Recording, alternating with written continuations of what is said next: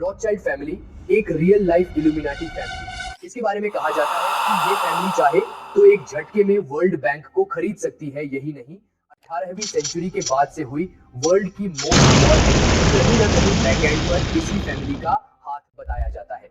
Rothschild family, जिसकी शुरुआत 1760 में मेयर अम्शेल रॉथस्चाइल्ड ने अपने बैंकिंग बिजनेस से की थी, आज वर्ल्ड के लगभग हर सेक्टर में इनकी प्रेजेंस है। 20 ट्रिलियन डॉलर की नेटवर्थ होने के बाद भी इस फैमिली के किसी भी मेंबर का नाम आपने मुश्किल से ही सुना होगा। दोस्तों, ये फैमिली एक जूविश फैमिली है और जब इनके एक मेंबर लुइस नथेनियल दे रॉथस्चाइल्ड को 1938 में नाजीज ने पकड़ा था, तब इन्होंने 364 मिलियन डॉलर यानी लगभग 3000 करोड़ की अब तक की सबसे बड़ी फिरौती देकर उनको छुड़वाया था।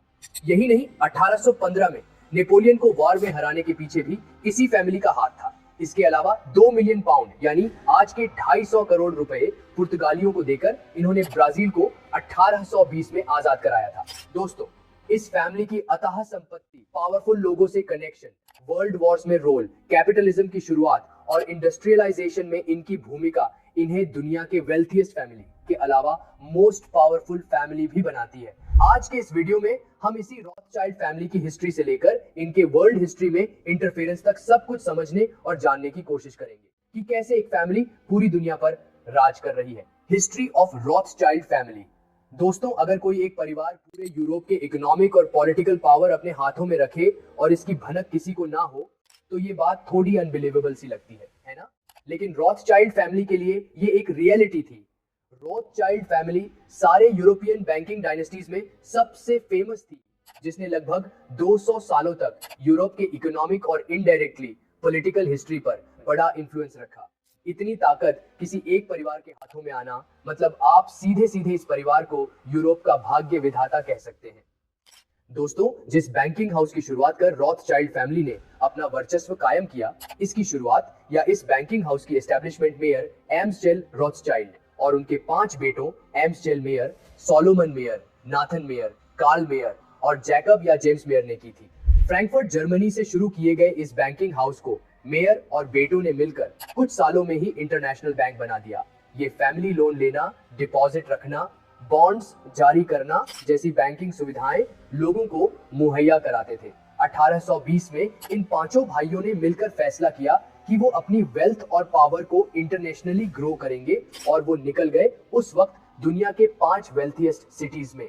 इन्होंने लंदन, पेरिस, वियना और नेपल्स में अपने बैंकिंग हाउसेस एस्टैब्लिश कर लिए। मेयर और उनके सबसे बड़े बेटे एम्शेल ने फ्रैंकफर्ट से बढ़ते बिजनेस को संभाला, जबकि नाथन ने 1804 में लंदन में एक ब्रांच एस्टैब्लिश की। जैकब 1811 में पेरिस में बस गए और सोलोमन और कार्ल ने 1820 के दशक में वियना और नेपल्स में बैंकिंग हाउसेस खोले। अब रॉथस्चाइल्ड सन्स इंटरनेशनल बैंकर्स हो चुके थे, लेकिन उनके लिए इतनी वेल्थ अब भी कम थी।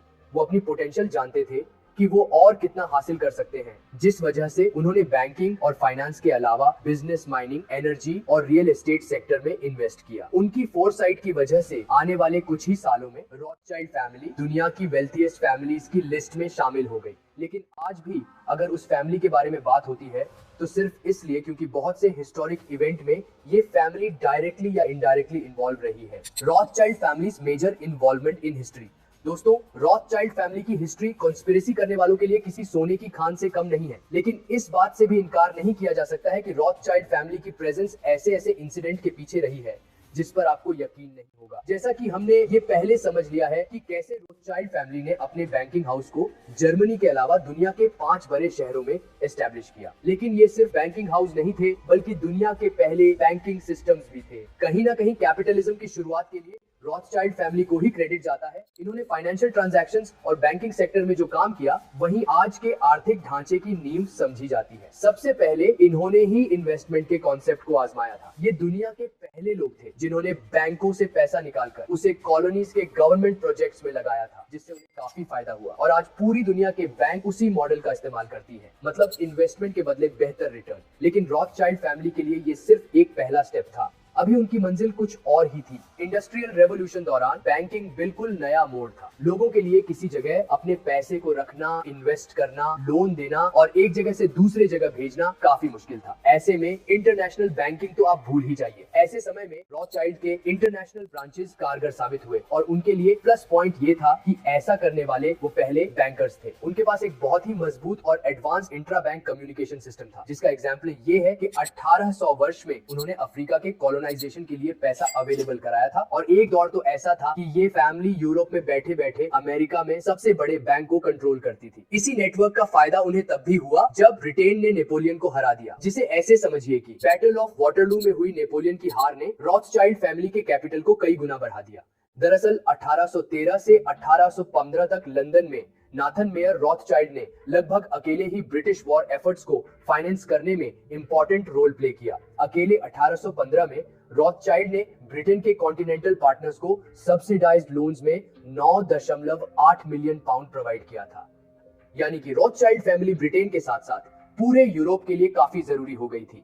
लेकिन जब 1815 में नेपोलियन ब्रिटेन से हार गए तो इसकी खबर ब्रिटेन तक पहुंचने से पहले पहुंच गई रॉथशाइल्ड फैमिली तक, वो भी पूरे 24 घंटे पहले। जैसे ही रॉथशाइल्ड्स को ये बात पता लगी कि नेपोलियन हार गए हैं, उन्होंने इसका फायदा उठाने के बारे में सोचा और उन्होंने ब्रिटेन में अपने शेयर्स बेचने शुरू कर दिए, जिससे लोगों को लगा कि शायद ब्रिटेन हार चुकी है। इसी वजह से रॉथशाइल्ड को देखकर ब्रिटेन के बाकी लोग भी अपने शेयर सस्ते दामों में बेचने लगे। लेकिन यहाँ गेम ये थी कि जो भी शेयर उस दिन बेचे गए उन सबको रॉथशाइल्ड फैमिली के लोगों ने ही खरीदा। ऐसे में जब अगले दिन ब्रिटेन के जीतने की खबर सबके पास तक पहुंची तो वैसे ही लोगों ने वापस से शेयर खरीदने की शुरुआत की, लेकिन अब वो सारे शेयर महंगे हो चुके थे। इस तरह सस्ते शेयर को खरीदकर उसे महंगे दामों पर बेचकर इस फैमिली ने बहुत प्रॉफिट कमाया। इस हिस्टोरिक इवेंट के बाद रॉथशाइल्ड फैमिली की इन्वॉल्वमेंट और भी कई हिस्टोरिक इवेंट्स में देखने को मिली, लेकिन उनका सबसे बड़ा रोल फर्स्ट वर्ल्ड वॉर में माना जाता है। इंडस्ट्रियल रेवोल्यूशन के दौरान रॉथशाइल्ड फैमिली पहले से ही वेपन्स और वॉर इक्विपमेंट के सेक्टर में इन्वेस्ट कर चुकी थी, जिसका फायदा उन्हें फर्स्ट वर्ल्ड वॉर के दौरान हुआ। ये 1900 का एरा था, पूरी दुनिया बदलाव से गुजर रही थी। ऐसे में कहा जाता है कि रॉथशाइल्ड फैमिली ने ही पैसा कमाने के लिए प्रथम विश्व युद्ध को शुरू करवाया था। आपको जानकर हैरानी होगी, लेकिन फर्स्ट वर्ल्ड वॉर में इन्होंने एलाइज और सेंट्रल पावर्स दोनों को ही गोला बारूद, हथियार और मेडिकल सामान बेचकर इन लोगों ने बहुत ज्यादा पैसा कमाया था। कुछ थ्योरीज की माने तो रॉथशाइल्ड फैमिली ने ऐसी सिचुएशंस क्रिएट की जिनसे फर्स्ट वर्ल्ड वॉर शुरू हुआ और इससे उन्हें जबरदस्त कमाई की। इतना ही नहीं, ये कमाई यहाँ नहीं रुकती है।